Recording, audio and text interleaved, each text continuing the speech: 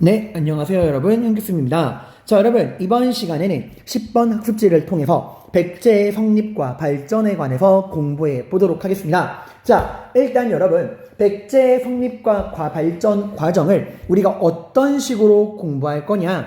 우선 기본적인 틀은 시기예요. 지난 시간에 배웠던 고구려의 성립과 발전 그 파트와 마찬가지로 시기 순서대로 역사의 시간의 흐름에 따라서 백제가 어떻게 성립하고 발전하고 전성기를 맞이하고 위기를 맞이하고 그 위기를 어떻게 극복하는가, 이런 백제 흥망성쇠의 과정을 시기별로 살펴볼 겁니다. 시기가 중요하고요. 그 다음 백제는요, 이 시기를 기본으로 해서 두 가지의 중요한 출제 포인트가 있어요. 몇 가지요? 두 가지의 중요한 출제 포인트. 그 출제 포인트가 뭐냐? 먼저 번째로 백제는 수도의 변화. 이 수도의 변화에 따라서 여러분이 시기를 구분해야 됩니다. 백제는 크게 수도가 3번 바뀌거든요. 한성, 웅진, 사비.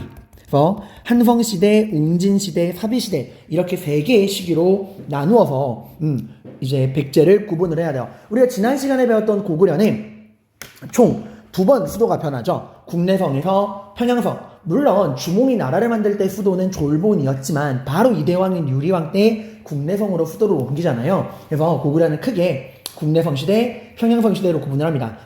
태조왕, 고국천왕, 소수리망, 광개토대왕으로 대표되는 국내성 시대, 그리고 장수왕부터 고구려가 멸망할 때까지, 보장왕 때까지 평양성 시대, 이렇게 수도별로 어떤 왕들이 있었으며 어떤 사건들이 있었는가, 국내성 시대의 왕들과 주요 사건, 평양성 시대의 주요 왕들과 사건, 이렇게 구분을 하시고요. 백제 역시도 한성시대의 중요 왕들과 사건, 웅진시대 중요 왕들과 사건, 사비시대 중요 왕들과 사건을 구분을 하시고, 이 수도를 옮기게 되는 그 과정, 그러니까 수도를 옮기게 되는 계기가 어떻게 되는가, 그것도 굉장히 중요합니다. 수도의 변화에 따라서 시대를 구분하시고요. 두 번째로 백제는 조금 특이한 게요, 고구려랑 신라는 전성기가 되게 잘 나옵니다. 그래서 고구려 같은 경우는 수수리왕 이후에 광개토대왕과 장수왕으로 대표되는 전성기, 신라 같은 경우는 이제 지증왕, 법흥왕, 진흥왕으로 이어지는 그 6세기 전성기, 이 전성기가 가장 출대 빈도가 높은데요. 물론 백제도 전성기가 잘 나와요. 4세기 근초고왕 나오는데 백제는 그 전성기보다 더 잘 나오는 게 뭐냐?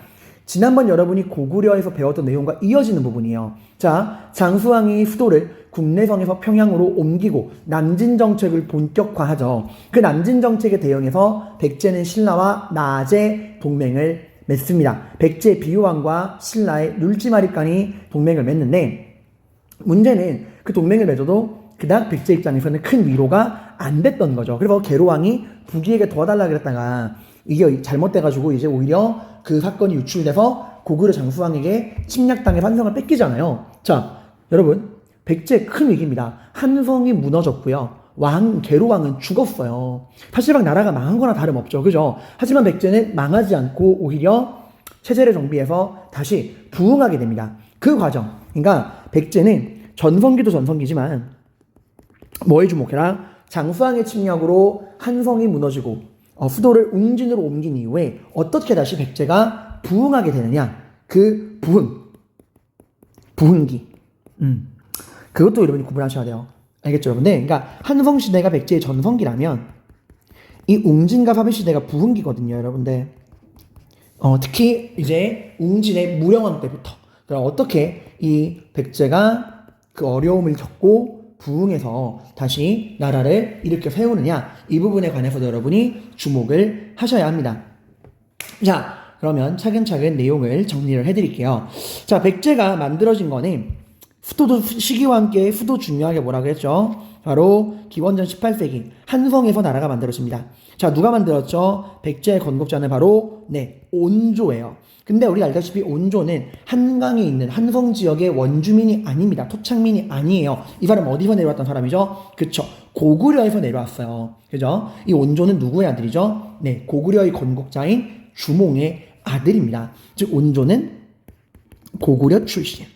자, 백제를 만든 온조가 고구려 주몽의 아들이라는 말은 백제의 건국 집단과 이 고구려의 지배층이 같은 계통이라 이거예요. 백제 고구려가 같은 계통이라는 거죠. 두 나라의 지배층이 같은 계통이니까 당연히 보여지는 문화적인 모습이 유사하겠죠. 백제 고구려가 같은 계통이다. 이 증거로 보여주는 게 바로 뭐죠?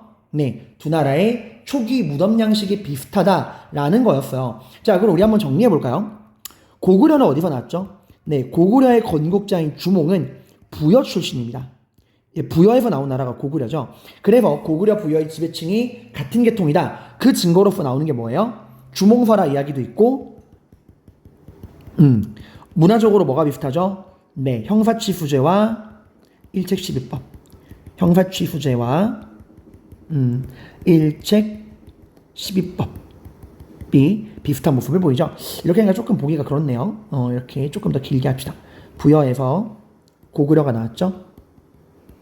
그 증거로 볼 수 있는 게 주몽설화, 형사취수제, 일책시비법. 그리고 백제를 만든 온조는 또 고구려 출신이야. 백제 고구려의 지배층이 같은 계통이다. 당연히 문화적 유사성을 보이겠죠. 그 유사성은 두 나라의 초기 무덤이 비슷하다. 초기 무덤 양식이 비슷하다. 바로 돌무지 무덤. 돌무지 무덤. 이거 여러 나라 성장할 때 제가 설명드렸습니다. 그래서 고구려의 장군총과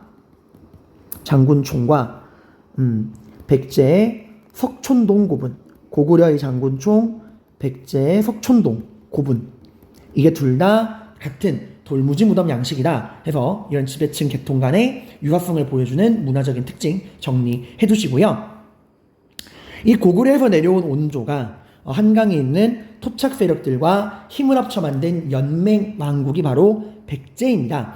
그리고 수도를 이제 한성에 두었는데, 한성은 이제 한강 근처를 말해요. 한강 근처를 말하는데, 자, 여기 주의할 점. 온조가 이제 고구려에서 한강 유역으로 내려왔을 때 이주민이잖아요. 그 한강 유역엔 당연히 기존에 살고 있는 수많은 원주민들이 있었겠죠. 그죠? 워낙 살기 좋은 곳이니까 당연히 기존에 살고 있는 원주민들이 있었을 거 아니야. 그러니까 온조가 처음 백제를 만들 때만 해도 백제는 한강 유역 전체를 지배한 나라가 아닙니다. 한강 유역의 수많은 나라들, 수많은 국가 중에 하나에 불과했어요. 실제로 이제 백제가 처음 시작한 데는 오늘날에 스타필드가 있는 그 하남, 그 위례성 그쪽입니다, 여러분들. 자, 하지만 백제는 그 이후에 열심히 힘을 길러서 3세기 고이왕 때 가면, 굉장히 중요한 왕이에요. 백제판 후수리왕입니다. 고이왕 때 가면 수많은 정복 전쟁을 거쳐서 이 한강 유역을 온전히 차지해요. 그러니까 고구려에서 내려와서 이 한강 근처 한성의 작은 나라로 시작한 백제가 힘을 길러서 오히려 원주민, 토착 세력들을 다 때려잡고 이 한강 유역을 온전하게 차지하게 된 겁니다. 수많은 전쟁 끝에요. 자, 한강이 어떤 이점이 있죠? 네, 한강 자체가 한반도의 정가운데 중심지입니다. 그 말은 원하면 동서남북 어디든 뻗어나갈 수 있는 군사적인 요충지라는 거예요. 그리고 이 한강 유역 자체는 기름진 평야지방이죠. 거기다 강도 오르니까 평야가 넓고 농사가 잘 되고 당연히 인구도 많이 살 수 있는 지역입니다. 결정적으로 가장 좋은 건 뭐냐면 강이 있다는 거예요. 강이 왜 중요하죠? 한강을 통해서 바다로 나아가서 중국으로 갈 수 있다는 거죠. 그러니까 중국과 언제든지 문화 교류를 통해서 선진 문물을 받아들일 수 있다는 거예요. 고구려보다 더 유리했어요. 왜냐하면 고구려는 육지를 통해서 중국과 국경이 맞대고 있다 보니 기본적으로 중국이랑 갈등이 일어날 수밖에 없습니다. 그래서 중국에게서 선진 문물을 받아들이는 게 마냥 자유롭진 않았어요. 하지만 백제는 고구려라는 방패막이가 있으니까 중국과 직접 육지에서 국경을 맞댈 일이 없죠. 중국과 딱히 트러블이 일어날 일이 없다는 거야. 그래서 착한 척하면서 고구려가 어그로 다 끌어줄 동안 백제는 착한 척하면서 바다를 통해서 한강을 통해서 중국의 선진 문물을 마음껏 받아들일 수 있었다는 겁니다. 그래서 그 증거가 백제가 삼국 중에 가장 먼저 전국적으로 통일된 법인 율령을 반포할 수 있었어요. 자, 우리 율령이라고 하는 게 전국적으로 통일된 법인데 이게 아시다시피 고구려는 언제? 네, 소수리망 때 발표가 됩니다. 4세기 때예요. 그리고 신라는 더 느려요. 법흥왕 때입니다. 그 2차 돈을 죽여서 불교를 공인했던 왕 6세기 때예요.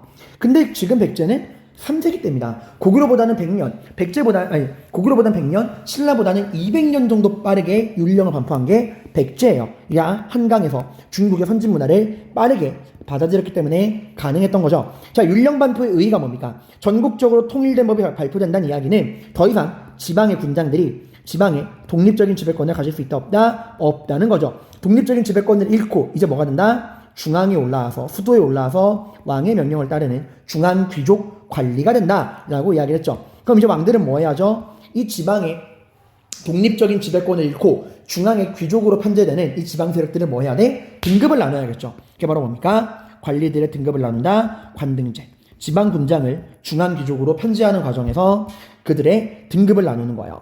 그리고 그 등급에 따라서 입을 수 있는 옷도 정해줍니다. 관등과 관복이 나오게 되는 거예요. 그리고 백제하면 이거 알아두세요. 백제 관등제 시그니처입니다.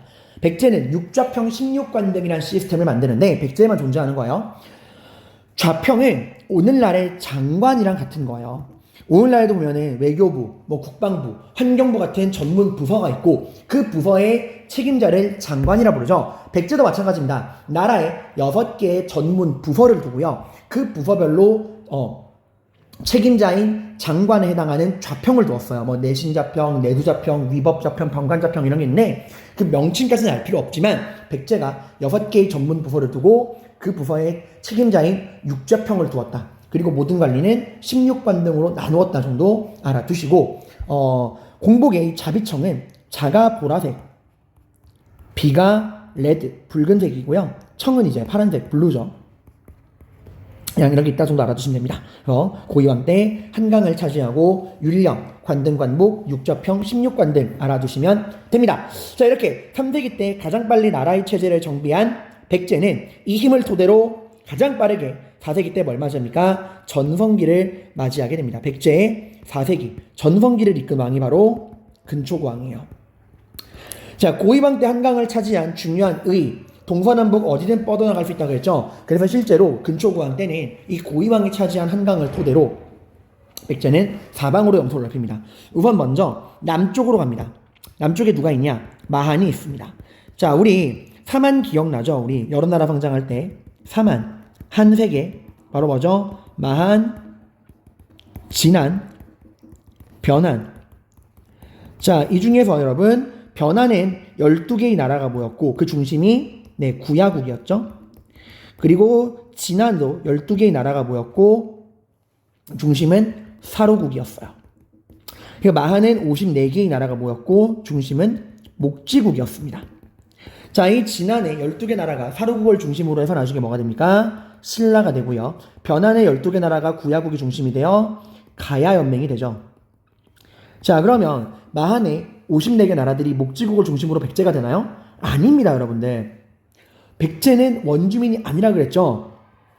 네, 고구려에서 내려온 백제가 목지국을 제압을 하고 이 지역의 맹주가 된 거야. 그래가지고 이제 백제는 목지국 마한계통이랑 관련이 없는 이주민이에요. 그래서 이 백제에 의해서 제압당한 이 목지국의 마한의 후예들, 이들이 이제 남쪽으로 도망을 친 거야. 그러니까 대단한 거죠. 원래 사만 중에서 목지국의 힘이 가장 셌어요. 그래서 우리가 사만 공부할 때 이 사만의 여러 나라들 중에서도 목지국의 왕을 마한왕 혹은 진왕이라 그래가지고 사만 전체의 대표로 인정한다 그랬죠. 그걸 이제 백제가 무너뜨린 거야. 제압을 한 거예요. 그리고 이제 남쪽에 도망친 마한의 잔당들까지도 백제가 따라가서 마한을 완전히 정복을 한 겁니다. 근데 여기 마한을 병합했다는 이야기가 왜 중요하냐면은 여기 남쪽 지역, 여기가 어디예요?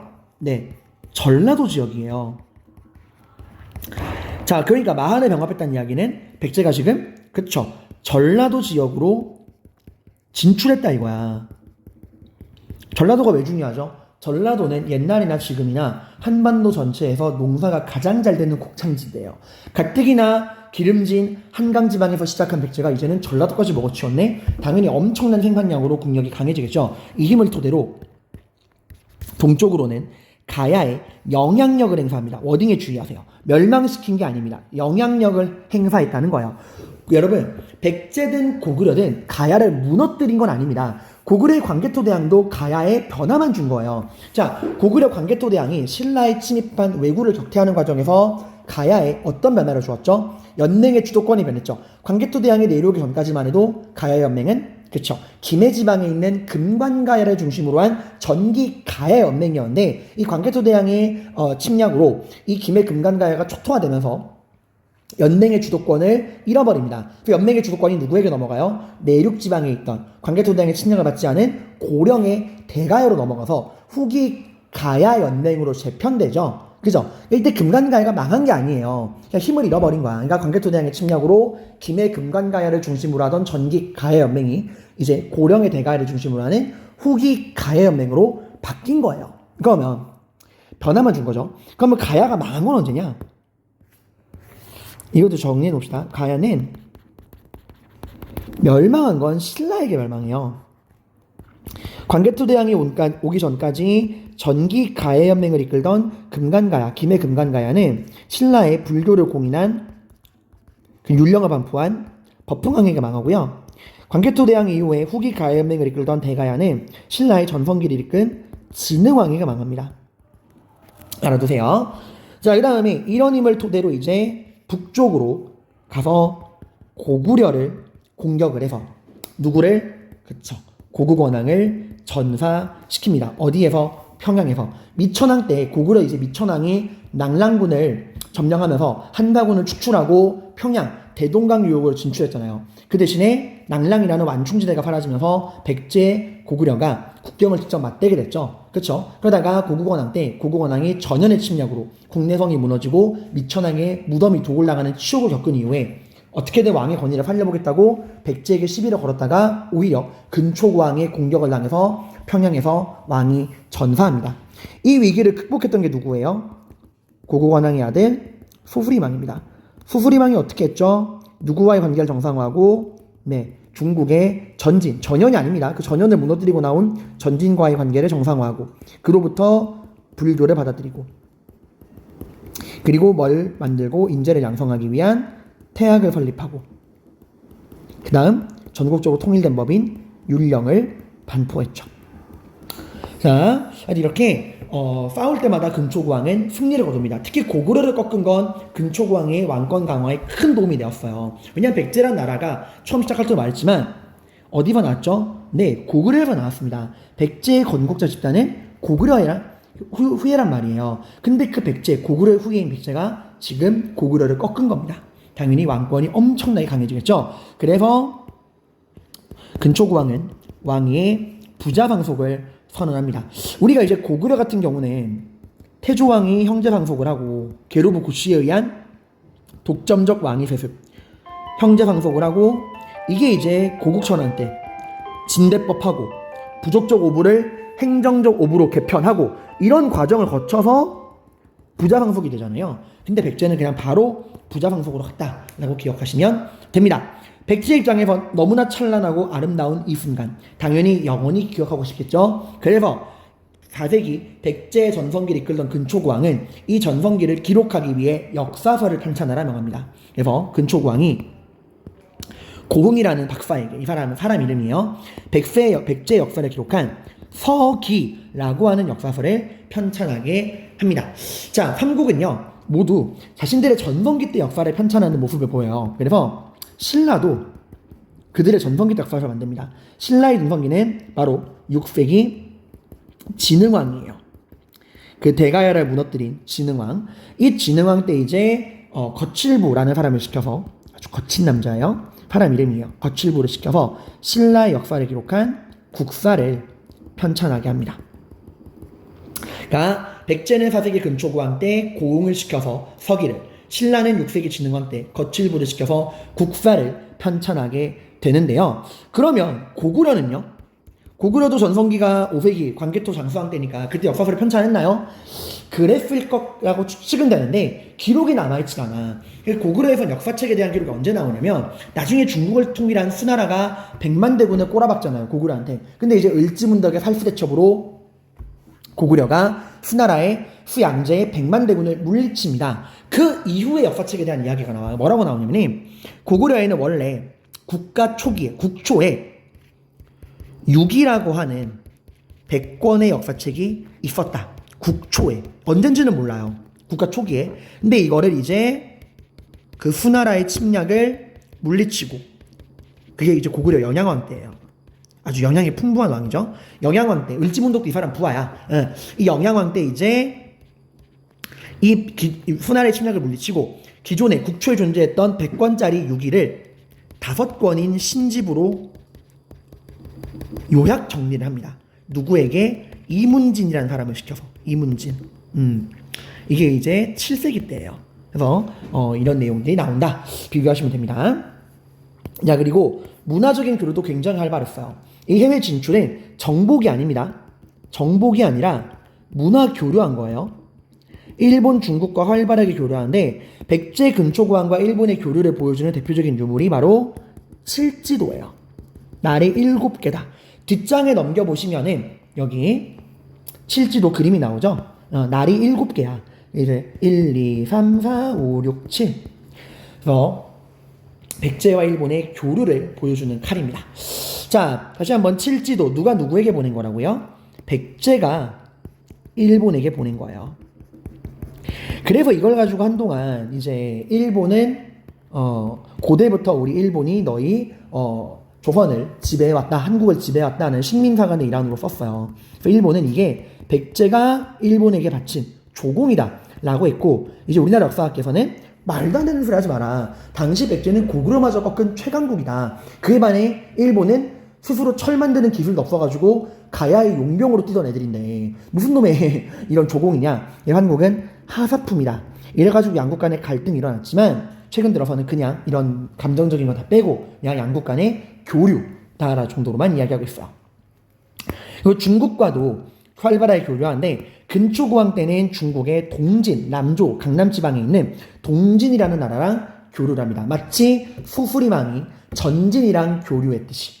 그 수수리망이 중국의 전진이랑 교류한 다음에 뭘 받아들였죠? 네, 불교를 받아들였죠. 백제 역시도 동진이랑 교류하고 동진으로부터 불교를 받아들입니다. 근초고왕 때요? 아닙니다. 근초고왕 때는 불교를 받아들이지 않았고요. 근초고왕 후대 왕 중에 한 명인 이 침류왕. 침류왕 때 근초고왕이 뚫어놓은 외교 루트인 동진으로부터 불교를 받아들입니다. 이 왕이 침류왕이에요. 왕으로 딱 1년밖에 재위 안 했는데 불교를 받아들여서 역사책 이름을 남기고 있는 거죠. 이때 이제 불교를 받아들인 그러니까 우리나라 백제에 와준 동진의 승려가 바로 마라난타라는 승려입니다. 마라난타, 마라난타. 인도인이에요. 이 중국까지 왔다가 백제까지 온 거죠. 자, 그래서 여러분 만약에 시험에 근초고왕이 율령을 반포했다, 불교를 수용했다. 아닙니다. 율령은 고위왕, 불교는 침류왕이에요. 자, 우리 불교의 수용과 공인에 관해서 정리를 한번 해보도록 하겠습니다. 자, 고구려 같은 경우는 어느 왕 때? 수수리 왕 때 어느 나라로부터? 전진으로부터. 승려 이름은 순도였죠. 불교를 받아들였고, 백제는 침류왕 때 어느 나라로부터? 동진으로부터 마라난타라고 하는 승려에게 불교를 받아들입니다. 자, 근데 고구려 백제는 워낙 이제 나라의 체제도 빨리 정비가 됐고 중국으로부터 헌진문을 받아들여서 나라의 체제도 정비가 잘 됐고 왕권이 강했기 때문에 불교가 수용된 시기와 공인된 시기가 같아요. 그러니까 불교가 들어온 그 자리에서 왕이, 수수리망이나 침류왕이 이제부터 우리 고구려의 백제의 국교는 불교다! 땅땅땅! 하면 끝인 거예요. 근데 신라는 삼국 중에 가장 발전이 느렸습니다. 느렸던 이유는 여러 가지가 있지만 신라의 스타팅 포인트가 경상도 구석이에요. 그러다 보니까 신라의 치명적 문제가 뭐냐면 중국과 직접적으로 교류를 할 수가 없어요. 그러니까 고구려가 육지나 평양의 대동강으로, 백제가 한성을 통해서 중국과, 산성이나 이제 금강을 통해서 중국과 교류할 때 신라는 그게 안 되는 거야. 그 당시 신라의 기술력으로 경상도 바다를 거쳐가지고 중국으로 가는 건 불가능했거든. 그래서 신라는 고구려 백제를 통해서 간접적으로 중국의 문화를 받아들일 수밖에 없었어요. 그래서 불교가 수용된 시기와 공인된 시기가 다릅니다. 달라요. 자, 수용된 건 언제냐면 눌지마립간 때예요. 눌지마립간. 이때 중국이 아니라 그때만 해도 사이가 좋았던, 광개토대왕 이래로 사이가 좋았었던 그 고구려로부터 불교를 받아들입니다. 그때 고구려의 묵호자, 사람 이름이에요. 사람 이름이다. 왜 이렇죠? 묵호자라는 승려에게 불교를 받아들입니다. 하지만 귀족들의 반대로 불교가 수용이 되지는 못하고요. 공인된 거는 한참 이후인 법흥왕 때예요. 그 금관가야를 무너뜨렸던 법흥왕 때 2차 돈의 순교로 이걸 계기로 불교가 공인됩니다. 그러니까 수용된 거는 4세기인데 공인된 건 6세기예요. 200년 정도 걸린 거야. 불교가 이제 공인될 때까지. 그래서 신라는 수용된 시기와 공인된 시기가 같지 않다. 이런 것들 알아두시길 바랍니다. 자, 근데 심유왕이나 근초구왕은 그나마 행복했던 왕들입니다. 백제 전성기를 누렸었고요. 한성에서 편안히 지냈고요. 무엇보다 광개토대왕과 동시대를 살아가지 않았어요. 그러니까 광개토대왕이 왕이 되는 걸 못 보고 죽은 거죠. 여러분, 광개토대왕 언제 태어났다고 했죠? 네, 제가 의미심장하다고 했죠. 근초구왕이 사망하던 375년이 고구려의 광개토대왕이 세상에 태어났던 날이에요. 그러니까 시대가 바뀌는 걸 보여주는 거죠. 375년 근초구왕이 죽던 해에 태어난 광개토대왕은 언제 왕이 되냐? 16살에, 그러니까 391년에 왕이 됩니다. 그러니까 광개토대왕이 391년에 왕이 돼요. 그러니까 근초구왕이나 심유왕은 광개토대왕이 왕이 오르기 전에 죽은 행복했던 왕들이에요. 광개토대왕은 391년에 왕이 돼서 412년까지 짧고 굵게 살다갑니다. 여러분, 이웃나라에 뛰어난 왕이 등장한다는 건 자기 나라에, 우리나라에겐 좋은 게 아니에요. 왜? 힘의 균형이 안 맞으니까. 광개토대왕이 즉위하고 백제는 고난에 빠집니다. 광개토대왕이 백제를 쳐들어왔죠. 그리고 어딜 차지했죠? 한강 이북 지역을 차지했죠. 딱 한강 전체를 차지한 거 아니고 한강 이북 지역까지 내려옵니다. 이때 이제 백제 아신왕이 영원한 노객이 되겠습니다 라고 항복을 해서 광개토대왕이 딱 멈췄죠. 근데 이때는 그나마 또 나아. 왜? 한강 전체를 뺏긴 게 아니잖아. 그리고 광개토대왕은 556국이란 중국의 분열기를 이용해서 요동과 만주, 북방지방으로 영토를 넓히는 거에 집중했던 왕이에요. 근데 그 광개토대왕의 아들인 장수왕 때는요, 아버지랑 다른 행동을 보이죠. 광개토대왕 때야 556국 분열기여서 북쪽으로 갔지만 장수왕 때는 중국이 남조와 북조로 이원화, 양강체제로 정리가 되잖아. 그래서 장수왕은 아버지처럼 북쪽으로 갈 수가 없는 거야. 그래서 뭐라 말하죠? 나는 아버지랑 다르다. 어디로 오겠다? 남쪽으로 가겠다. 그래서 수도를 국내성에서 평양으로 옮기고 남진 정책을 본격화하게 됩니다. 당연히 이게 백제랑 신라에게 준 압박은 어마어마할 거예요. 그래서 백제 신라는 살아남기 위해 뭐합니까? 동맹을 맺습니다. 이 고구려 장수왕이 남진 정책에 대항해서 이제 동맹을 맺게 되는 거예요. 그 동맹이 바로 나주 동맹이고, 이걸 처음 맺은 왕들이 중요해요. 백제 비유왕과 신라의 눌지마리간이 동맹을 처음으로 맺은 거예요. 자, 알죠? 정리 한번 해봅시다. 백제 무슨 왕? 비유왕과 신라의 눌지마리간. 백제 비유왕, 신라 눌지마리간. 얘네들이 낮에 동맹을 뭐 했다고요? 결성했다고요. 동맹을 결성합니다.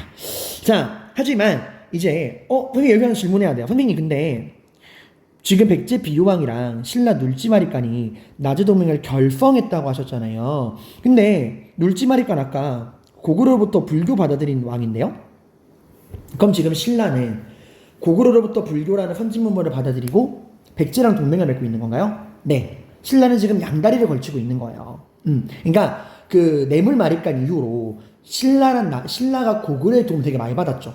왜구도 광개토대왕 덕분에 물리치고 박석김 돌아가면서 왕을 하던 걸 김씨가 세습하게 되고, 그 지배자의 칭호도 이사금에서 마리간으로 바뀌었잖아요. 이걸 보여주는 게 호우명 그릇이었죠. 근데 알다시피 그 이후로 너무나 많은 고구려의 간섭을 받다 보니까 신라도 이제 다른 생각을 하는 거야. 야, 일단 고구려로부터 빨아먹은 거 빨아먹어. 고구려로부터 이렇게 불교 같은 중국의 선진 문화를 간접적으로 빨아먹을 이득은 빨아먹는 동시에 그 고구려의 간섭을 벗어던지기 위해서 백제라는 파트너를 택하고 있는 모습을 보입니다.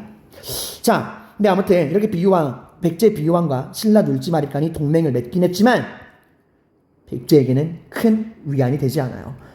신라가 너무 힘이 약하니까 백제에 비해서. 그래서 이 비유왕이 맺어준 나제 동맹을 물려받은 비유왕 다음의 왕인 우리 계로왕, 장수왕 때문에 계로왕은 나제 동맹으로는 안심이 안 돼. 그래서 누구에게 도움을 요청했죠? 중국의 부기에게 도움을 요청합니다. 이게 바로 그 유명한 계로왕 부기 국서 사건이야. 계로왕이 부기 왕제한테 보낸 편지 내용은 크게 두 가지요. 첫 번째, 장수왕에 대한 쌍욕. 장수왕 나쁜 새끼예요. 이거 장수왕 막 욕하고요. 그럼 두 번째, 이렇게 나쁜 놈이니까 우리 뭐하자? 힘을 합쳐서 우리 백제와 부기가 힘을 합쳐서 고구려를 치자. 그러니까 군사 지원을 요청을 한 거예요. 부기가 군대를 보내서 고구려를 좀 견제해달라 요청한 거죠. 이렇게만 해주면 내 딸은 당신의 침실을 청소하는 청소부로, 하녀로, 제 아들은 당신의 마곡간을 치우는 청소부로 보내겠습니다라고 할 정도로 저자세로 나갔습니다. 그러니까 국가 대 국가에서 이 정도로 저자세로 나간다는 거는 당시 백제가 이 장수왕의 평양천도 남진 정책으로 받고 있는 압박감이 어마어마하다는 거고요. 남진 정책으로 받는 압박이 어마어마하다는 거고, 나제 동맹이 큰 위안이 되지 못했다라는 거예요. 하지만 당시 고구려도 평양으로 수도를 옮긴 이후에 남북조 모두랑 균형 외교, 다원 외교를 하고 있었죠. 그래서 남북조 모두랑 사이가 좋았어요. 그래서 당시 부기 황제는 계로왕의 편지를 그대로 장수왕에게 전달해 줍니다. 그리고 이 편지를 받은 장수왕은 바로 쳐들어온 게 아니죠. 도림이라고 하는 승려를 보내서, 도림, 인간 알파고입니다. 계로왕이 바둑 두는 걸 좋아하는 걸 알고서 그 계로왕을 친해진 다음에 사치당 향락에 빠뜨리기 위해서 바둑을 잘하는 고구려 승려인 도림을 스파이로 보내서 계로왕을 사치와 향락에 빠뜨리게 하고 힘을 뺀 다음에 군대를 몰고 가서 한성을 무너뜨리고 계로왕을 죽이게 됩니다. 이제 한강은 누구 차지? 고구려 차지가 된 거예요. 그리고 한강을 차지한 다음에 어디까지 옵니까? 한반도 중부 충주까지 내려옵니다. 이게 바로 충주 고구려이죠. 자, 이제 백제는 큰 위기를 맞이했습니다. 수도를 빼앗겼고요. 왕이 죽었습니다. 고구려에 의해서. 그래서 이때부터 이제 백제가 기나긴 암흑기에 빠지는데, 이 암흑기를 어떻게 극복하느냐가 중요하다고 했죠. 당시 백제가 망하지 않았던 거는 아들인 문주왕이, 계로왕의 아들인 문주왕이 탈출했기 때문이에요. 이 문주왕은 이제 이 한성을 버리고 어디로 도망치느냐? 웅진, 오늘날의 충청남도 공주로 천도를 하게 됩니다. 살아남기 위해서. 그러니까 마치 주몽이 부여에서 도망쳐서 압록강 중류 산골짜기 졸본에 정착한 거랑 같은 거라 보시면 돼요. 여기가 되게 내륙지방이고 엄청난 산골짜기입니다. 그 당시 웅진에 만든 백제 수도가 공산성인데, 나중에 웅진 한번 가면 가보세요. 한나라의 수도가 산 중턱에 있어요. 진짜 방어만을 위해 만든 성이다라는 느낌이 들 겁니다. 당연히 이러한 천도는 장수왕의 평양천도랑은 달라요. 왕권이 강해지는 게 아니라 약해질 수밖에 없죠. 왕의 무능함을 보여준 거니까. 한성을 빼앗기고 도망친 거잖아. 당연히 왕의 힘은 약해지고 귀족들의 힘이 강해지면서 귀족들의 권력 다툼이 본격적으로 시작되고, 이때부터 백제의 힘은 약해집니다. 특히 한강을 잃어버린 게 정말 크죠. 한강은 기름진 평야지대인 동시에 활발한 대외교를 일으키기도 하잖아. 근데 지금 그걸 잃고서 내륙지방으로 들어갔으니 이제 백제가 고립되고 대외교류가 줄면서 백제가 고립되게 되는 겁니다. 그리고 문주왕, 왕이 재위기간 2년이죠. 네, 귀족들에 의해 암살당해 죽습니다. 자, 그 이후에 이제 왕이 된 거는 동성왕이라는 사람이에요. 동성왕은 전내 왕들이 귀족들에게 암살당하는 걸 보고 어떤 생각을 할까? 귀족들의 힘을 견제해야겠다 생각을 하겠죠. 그리고 여러분, 이제 백제에게 신라는 어떤 존재일까요? 자, 계로왕이 죽기 전, 한성을 장수왕에게 빼앗기기 전까지만 해도, 그러니까 비유왕이 나제동맹을 맺을 때까지만 해도 백제에게 신라는 그냥 옵션이에요. 뭐 있으면 좋고 없어도 그만 정도였을 거예요. 근데 장수왕의 침략으로 한성을 빼앗기고 계로왕이 죽고 백제가 웅진으로 도망친 지금은요, 이제 이런 상황에서 백제에게 신라는 옵션이 아니라 필수가 된 거예요. 이렇게 백제의 힘이 약해진 상태에서 신라마저 우리를 버린다? 끝장인 거야. 그러니까 뭐 해야 돼? 동맹을 더 강화시킬 필요가 있는 거예요. 그래서 동성왕은 이 두 가지, 귀족들의 힘도 약화시켜야 되고 나제 동맹을 강화시켜야겠다. 이 두 가지를 위해서 어떤 해결책을 내놓느냐? 왕들이 이제 그 안에 왕비를 맞이할 때 보통 어디서 왕비를 맞이하죠? 그 나라의 가장 좋은 명문 귀족 집안의 딸과 결혼하는 게 보통이잖아요. 근데 동성왕은 그러지 않습니다. 나는 백제 귀족의 딸과 결혼하지 않겠다. 나는 신라 귀족의 딸과 결혼하겠다 라고 선언합니다. 당시 신라의 왕이었던 소지마리칸에게 요청해서 신라 귀족의 딸과 결혼하게 됩니다. 이걸 통해서 양국 간의 결혼을 통해서 뭐죠? 동맹도 강화시키고 그리고 백제 귀족들의 힘도 견제했던 거예요. 자, 그래서 백제 비유왕과 눌지마리칸이 맺은 동맹이 지금 백제의 동성왕과 신라의 소지마리칸 때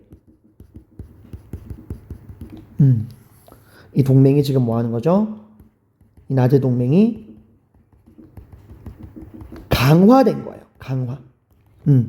그래서 여러분 이걸 구분하세요. 백제 비유왕과 신라의 눌지마리칸이 나제 동맹을 결성하고 이게 이제 백제 동성왕과 신라 소지마리칸인데 결혼을 통해서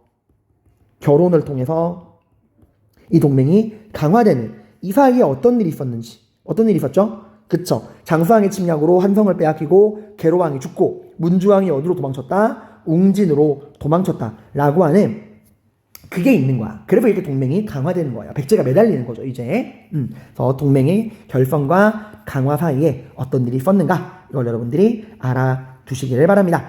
자, 그 다음에 이 동성왕. 근데 여러분이 백제 귀족이라 생각해봐요. 기분 좋아요? 나쁘죠? 왕이 지금 다른 나라 귀족의 딸과 결혼한 거잖아. 그래서 이 동성왕도 불만을 가지고 있던 백제 귀족들의 손에 의해 죽습니다.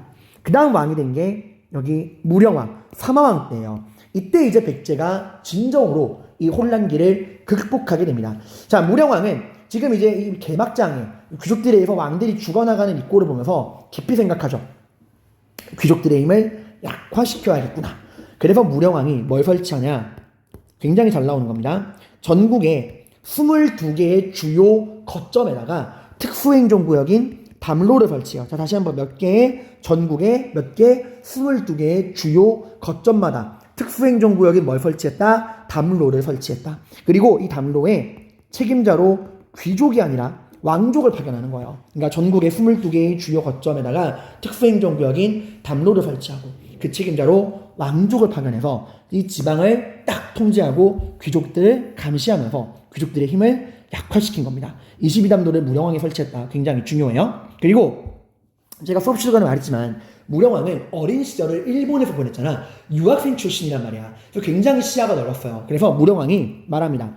지금 비록 우리 백제가 어쩔 수 없이 살아남기 위해서 내륙 지방인 웅진으로 수도를 옮기긴 했지만 이런 식으로 대외 교류가 끊기면 나라의 발전에 도움이 전혀 안 된다. 힘들수록 더 대외 진출을 활발히 해야 한다. 그래서 무령왕은 본격적으로 끊겼던 중국, 일본과의 대외 교류를 다시 활성화시킵니다. 당시에 이제 중국이 어떤 나라랑 교류했냐? 그 중국 강남 지방 남조에 양나라와 활발히 교류를 합니다. 그래서 백제에서 이제 그 양나라로 사신을 보내잖아요. 백제에서 중국에 이 양나라로 사신을 보내잖아요. 이 백제에서 양나라로 간 사신을 양나라 애들이 글과 그림으로 기록해 놓은 게 있습니다. 그게 바로 양직공도라고 하는 문서예요. 백제만 기록한 건 아니고요. 양나라가 자신들의 나라에 방문한 다른 나라 사신들을 기록해 놓은 겁니다. 여기 나오죠? 양직공도의 백제 사신도. 남조 양에서 무령왕이 파견한 백제 사신을 그린 그림이다. 라고 해서 그림과 글이 남아 있습니다.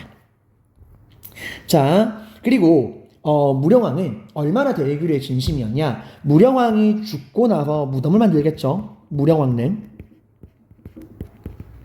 이 무령왕릉이 백제 우리나라의 고유 양식이 아니에요. 우리나라 고유 양식은 돌무덤이거든요. 여러분 이게 한국, 중국, 일본이 참 다른 게 이제 우리나라는 돌이 굉장히 많아요. 그래서 석탑이 굉장히 많아. 무덤도 돌무덤이 많고요. 일본은 나무가 많습니다. 그래서 목조 건물이 되게 많아요. 목탑. 중국은 대륙이잖아. 땅이 넓고 흙이 많아요. 그래서 일찍부터 이 흙을 돌처럼 구워 만드는 벽돌. 이 벽돌이 되게 유행을 합니다. 그래서 이 벽돌로 만든 탑을 우리가 전탑이라 그래요. 자, 근데 지금 무령왕릉은 우리 고유의 양식이 아니라 돌무지 무덤이나 뭐 굴식 돌방 무덤이 아니라 돌로 만든 게 아니라 뭐다? 중국 양식이다. 그 말은 뭐다? 네, 이 무령왕릉은 중국 양식의 벽돌 무덤이에요. 그리고 더 놀라운 건 이 중국 양식의 벽돌 무덤 안에 무령왕릉의 시신을 보관하는 관도 있을 거 아니야. 무덤 안에 관. 그 관은 나무로 만들 거 아니에요. 그 나무는 일본 나무야. 그러니까 무덤은 중국 스타일의 벽돌 무덤. 그리고 관은 또 일본 나무. 이제 이런 식으로 할 정도로 국제교류의 진심이었다. 그리고 이 무령왕릉은 어디 있죠? 많이 헷갈리는데 여러분들, 무령왕릉은 한성이나 사비가 아닙니다. 웅진에 있어요.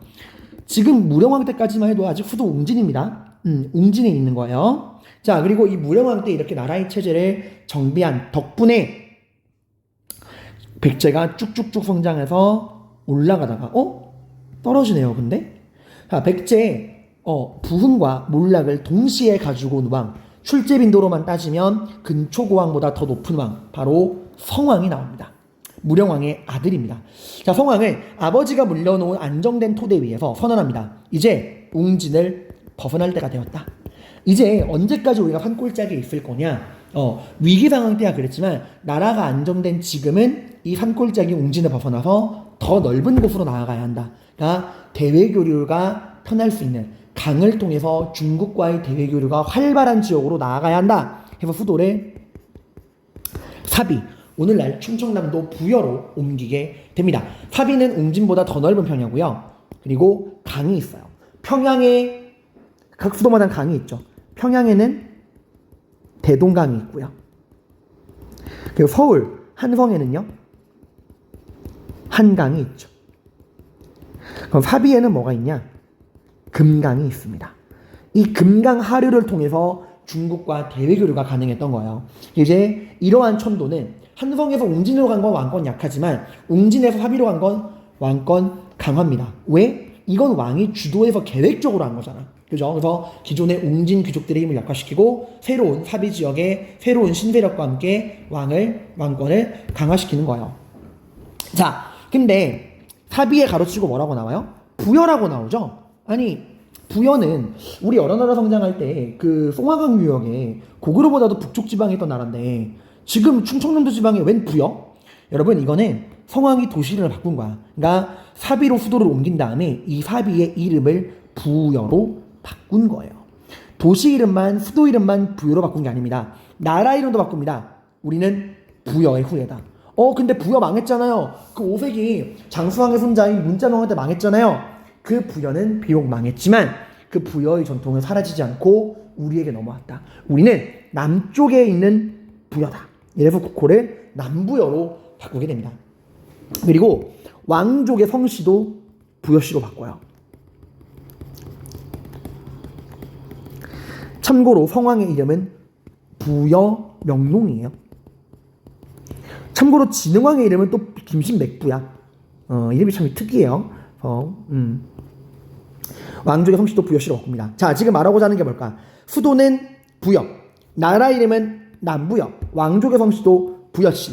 계속 뭘 말하고 싶은 거죠? 그쵸. 우리는 부여의 전통을 이어받은 부여의 후예다. 이런 얘기를 왜 할까요? 자, 여러분, 제가 여기서도 설명을 드렸지만 백제는 어디서 나왔죠? 고구려에서 나왔죠. 그죠? 그리고 고구려는 부여에서 나왔죠. 그러니까 지금 이 상태로 가다가 백제는 고구려의 아들이라고 하는 이 포지션을 벗어날 수가 없는 한 백제가 고구려를 뛰어넘는 건 쉬운 일이 아닙니다. 그죠? 왜냐면 아들뻘 되는 나라니까. 그래서 백제는 말하는 거야. 우리는 고구려의 후예가 아니다. 우린 고구려의 후예가 아니라 누구의 후예다? 고구려의 뿌리가 되는 부여의 후예다. 그러니까 우리 백제가 고구려보다 정통성이 더 위에 있다라고 말하는 거예요. 그러니까 부여에서 고구려가 나오고 거기서 이제 백제가 나왔잖아요. 그러니까 이제 백제는 우리는 고구려의 후예가 아니라 부여의 후예다. 남부여다. 그러니까 우리가 고구려보다 전통성이 더 위에 있다라고 이야기를 하는 거예요. 자, 근데 얘들아, 비록 뭐 이런 여러 가지 이유를 때문에 정치적이고 경제적인 이유와 여러 가지 이유 때문에 수도를 이 부여로 옮겼지만 백제인들에게 진짜 돌아가고 싶은 고향은 어딜까요? 백제의 영광을 함께했던 바로 한강유역, 한성이죠. 한성. 여기로 돌아가고 싶은 거야. 근데 지금 한성을 누가 차지하고 있죠? 장수왕 이래로 고구려가 차지하고 있죠. 5세기부터. 백제가 아무리 나라의 힘을 회복했다 그래도 혼자 힘으로 고구려를 꺾고 한강을 되찾는다? 이건 불가능에 가깝습니다. 하지만 백제는 다행히 혼자가 아니죠. 백제 비효왕과 눌지마립간이 나제 동맹을 맺고, 그리고 이게 계로왕이 이제 한성에서 죽은 이후로, 옹진으로 도망친 이후로 백제 동성왕이 신라 소지마립간과 동맹을 강화시켜서 이게 두 나라는 베스트 프렌드가 되었어요. 그래서 백제가 자신의 베프인 신라가, 당시 신라왕이 진흥왕입니다. 그 거칠부를 시켜서 국사를 쓰고 대가야를 무너뜨린 진흥왕입니다. 그 진흥왕과 신라 진흥왕과 백제 성왕이 힘을 합쳐서 고구려가 차지하고 있는 한성 유역을 빼앗아요. 근데 일시적 회복이라고 나오죠. 이게 왜 그러냐면은 두 나라가 이 땅을 나눌 때 한강 하류는 백제가, 상류는 신라가 가지기로 했어요. 그러니까 뭐예요? 하류를 통해서, 이 바다를 통해서 중국으로 나아갈 수 있는 하류는 백제가, 내륙 지방의 상류는 신라가 가지기로 한 거야. 이게 이제 신라에게는 불만인 거죠. 근데 그럼 왜 이렇게 나누느냐? 자, 이건 어쩔 수가 없는 게요. 지도를 보시면 여러분, 여기 이제 고구려가 있고, 여기 백제가 있고, 여기 이제 가야가 끄트머리 구석에 있고, 여기 신라가 있죠. 자, 그리고 여기 한강이 있다고 쳐봅시다. 한강. 여기 바다 지방이 하류고요. 하류. 이 내륙 지방이 상류죠. 그러니까 지금 백제 성왕이랑 신라 진흥왕이 힘을 합쳐서 한강을 차지한다 그러면 이렇게 올라가잖아. 그러니까 그 양국의 위치를 보건데 하류는 백제가, 상류는 신라가 가져갈 수밖에 없어. 이걸 바꿀 수는 없는 거예요. 근데 이제 내가 신라의 문제가 뭐라겠죠? 신라는 중국과 대외 교류가 가능한 직접적인 창구가 없다라는 게 문제였죠. 근데 그 대외 창구가 지금 눈앞에 있어. 하류. 이 한강 하류만 차지하면 신라도 드디어 자신들이 직접 중국과 교류해서 중국으로부터 직접 선진 문물을 받아들일 수 있는 거야. 지금까지는 나즈 동맹이 계속되고 있는 또 한 내내 백제를 통해 간접적으로 받아들였거든. 자, 여러분이 신라 진흥왕입니다. 여러분에겐 두 가지 선택지가 있어요. 1. 100년 넘게 이어져 온 동맹의 신의를 지켜야 한다. 그러니까 좀 안타깝지만 이 바다를 통해서 중국과 갈 수 있는 한강 하류는 백제에게 약속한 대로 양보하고, 지금까지 그래왔던 것처럼 중국의 선진 문화는 백제에게 부탁해서 간접적으로 받아들이고 우리는 내륙의 상류로 만족하자. 이게 1번. 2번. 무슨 소리냐? 동맹보다 중요한 건 국익이다. 이제야말로 우리 신라가 기나긴 한계점을 벗어던지고 하류 지방을 차지해서 중국과 직접 교류할 수 있는 루트를 뚫어야 한다 이거죠. 진흥왕의 선택은 2번이었습니다. 그래서 진흥왕의 배신으로 한강 하류 지방을 빼앗기게 돼요. 그러니까 신라가 한강 전체를 다 먹어치운 겁니다. 자, 여러분이 성왕이면 참을 수 없는 일이죠. 그래서 성왕이 군대를 일으킵니다. 이게 바로 정말 역사의 분기점이 되는 이 관산성 전투예요. 양국의 운명을 바꿔놓은 전투입니다. 관산성 전투에서 이제 백제 성왕은 신라의 진흥왕을 응징하기 위해서 군대를 일으키는데 혼자 가지 않아요. 일단 백제의 영원한 파트너 일본을 끌어들이고요. 여기 가야도 끌어들입니다. 이때 가야는 대가야예요. 금관가야는 그 전에 진흥왕의 전대왕인 법흥왕 때 신라에게 망했습니다. 그러니까 법흥왕에게 금관가야가 무너지는 걸 보고 대가야도 두려움에 빠졌거든. 그래서 백제의 편을 들어서 신라를 견제해야겠다 생각을 하는 거예요. 그래서 백제, 대가야, 일본 3국의 연합군이 신라랑 싸우게 되는데, 또 하나 이게 전쟁 초반에는 백제가 유리했던 게, 자, 지금 성왕이 왜 화났죠? 한강을 빼앗긴 거. 이것 때문에 백제가 지고 화가 난 거죠. 그러면 당연히 성왕이 어디로 쳐들어올까? 한강으로 쳐들어갔을 것 같죠. 그죠? 그래서 신라도 처음에는 나라의 그 전병력을 한강에 집중을 시켰어요. 근데 오히려 백제는 그 허를 찔러서 신라 본토로 쳐들어가게 됩니다. 그러니까 모든 병력을 한강에 신라가 집중시켰는데 백제는 오히려 신라 본토로 넘어가게 된 거예요. 그래서 백제에서 신라로 가는 길목에 있는 게 바로 관산성이에요. 이게 충북 옥천이거든요. 오늘날에. 백제에서 신라로 넘어가는 길목이야.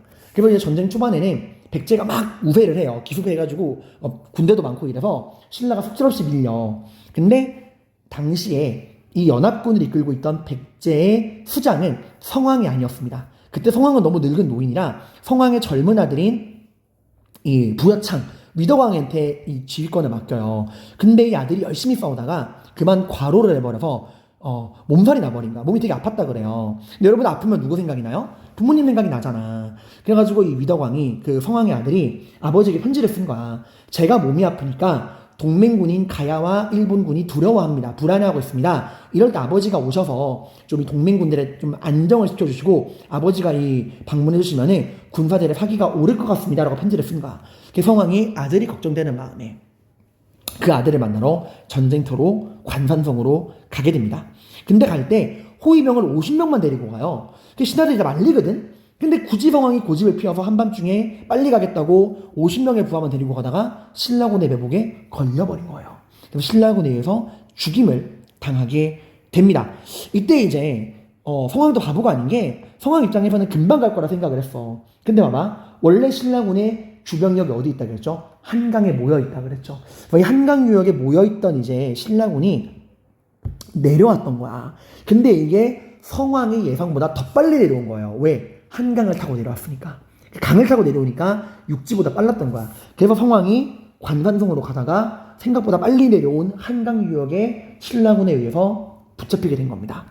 그리고 성왕이 죽임을 당하게 돼요. 그래가지고 이 왕을 잃은 백제는 혼란에 빠지고 결국 전투에서도 패배하게 된 겁니다. 그리고 나즈 동맹은 깨지게 돼요. 그리고 진흥왕은 잔인한 선택을 합니다. 이 성왕의 목을 신라로 가지고 와서 경주 왕궁에 올라가는 계단에다가 묻어버려요. 그러니까 뭐야? 이제부터 신하들이 왕궁에 오를 때마다 백제 왕의 머리를 밟고 올라가게 한 거예요. 그래서 양국은 정말 돌이킬 수 없는 사이가 된 겁니다. 그러니까 한때는 고구려의 침략을 막아내는 베스트 프렌드에서 이제는 정말 남보다 못한 원수가 되게 된 거예요. 동맹이 깨지게 된다. 그리고 성왕 때 관청을 22부로 확대하고 수도를 5부, 지방을 5방으로 정비했다도 알아두시기를 바래요. 그래서 성왕이 백제의 부흥과 몰락을 동시에 가지고 온 왕이에요. 사비로 수도를 옮기고 나라 이름을 남부로 바꾸고 한강 유역을 일시적으로 회복을 했지만 관산성 전투에서 패배하면서 이렇게 몰락하게 되었다라는 겁니다. 자, 그리고 여기 뒤에는 보너스입니다. 중요하다 그랬죠. 백제의 수도 변화. 백제의 수도 변화랑 중흥을 위한 노력. 백제는 처음에 한성에서 시작했다가 이 한성 때 왕이 누구예요? 이 한성 시대 왕들. 고구려에서 내려온 온조왕, 그리고 백제판 소수리망인 고이왕, 그리고 전성기를 이끈 근초고왕, 불교를 받아들인 심류왕, 그리고 나즈 동맹을 맺은 비교왕이 있었죠.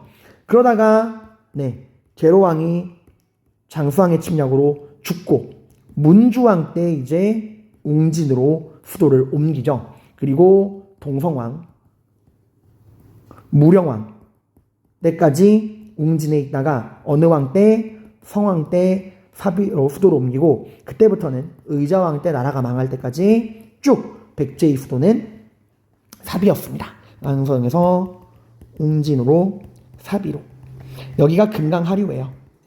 이 금강하류를 통해서 이렇게 대외교류가 활발해졌다라는 거, 이런 것들 여러분들이 알아두시면 됩니다. 자, 그래서 백제 내용 정리했고요. 제가 앞에 내용이랑 일부러 좀 정리해드리려고 꼼꼼하게 정리해드렸으니까 관련 내용 잘 정리하시기를 바랍니다. 고생 많으셨습니다.